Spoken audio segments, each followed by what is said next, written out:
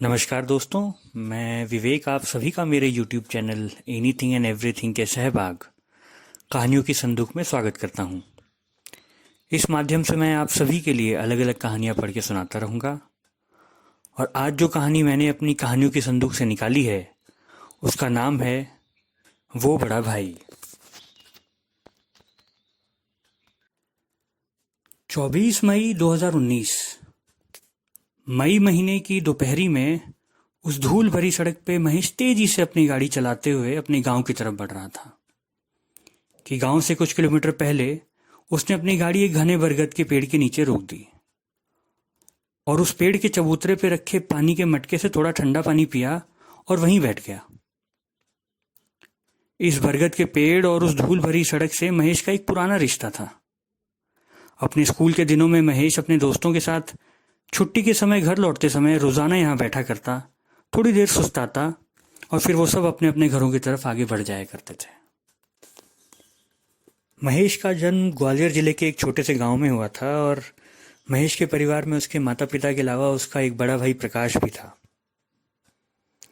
महेश के पिता उसके बचपन में ही चल बसे थे और घर की जिम्मेदारी अब उसके बड़े भाई प्रकाश के कंधों पे आ पड़ी थी। महेश और प्रकाश के बीच लगभग 10 साल का अंतर था और अपने पिता की मौत के बाद प्रकाश ने भी अपने परिवार के प्रति अपनी जिम्मेदारियों को बखूबी निभाया था। क्योंकि इनका परिवार मुख्यतः खेती के सहारे ही अपना भरण पोषण करता था, प्रकाश को अपनी ग्रेजुएशन की पढ़ाई बीच में ही छोड़नी पड़ी थी। उसके ऊपर अपने अलावा अपनी माँ और अपने छोटे भाई के भरण पोषण की जिम्मेदारी भी थी और प्रकाश ने बड़ी मेहनत से खेती बाड़ी करते हुए अपने परिवार को धीरे धीरे कर चलाया था। खुद की पढ़ाई छूट जाने के बाद भी प्रकाश ने महेश की पढ़ाई लिखाई जारी रखी और किसी ढंग से महेश को कॉलेज की पढ़ाई के लिए शहर भी भेजा था। समय चक्र चलता रहता है और धीरे धीरे कर परिवार की आर्थिक हालत में सुधार भी होता है और इसी बीच प्रकाश की शादी भी हो जाती है। इस तरफ महेश की किस्मत भी करवट बदल रही थी और कॉलेज कंप्लीट करने के बाद महेश ने शहर के ही एक अकाउंटिंग फर्म में नौकरी पकड़ ली थी। महेश हर महीने थोड़े बहुत रुपए अपने बड़े भाई को भेजता जरूर था, पर खुद बहुत कम गांव जा पाता था। खैर, समय बीतता गया और एक दिन महेश की भी शादी उसके घर वालों ने कर दी। धीरे धीरे कर महेश ने शहर में अपना एक घर भी खरीद लिया था और रोजमर्रा की जिंदगी में और अपनी गृहस्थी में महेश इतना मशगूल हो गया कि धीरे धीरे कर अब वो शायद साल में एक आधा बार ही गांव जाता था और उसने गांव पैसे भेजने भी बंद कर दिए थे। अब महेश और प्रकाश के अपने अलग अलग परिवार थे। हालांकि प्रकाश ने कभी महेश को नहीं जताया था, पर महेश ये जानता था कि उसका बड़ा भाई आर्थिक रूप से बहुत मजबूत नहीं है और वो ये भी जानता था कि उसका बड़ा भाई अपने हिस्से की थोड़ी सी जमीन बेचकर गांव में ही एक परचूनी की दुकान खोल लेना चाहता था। कुछ दिन पहले महेश के पास उसके बड़े भाई प्रकाश का एक फोन आया और उन्होंने महेश को गांव बुलाया था।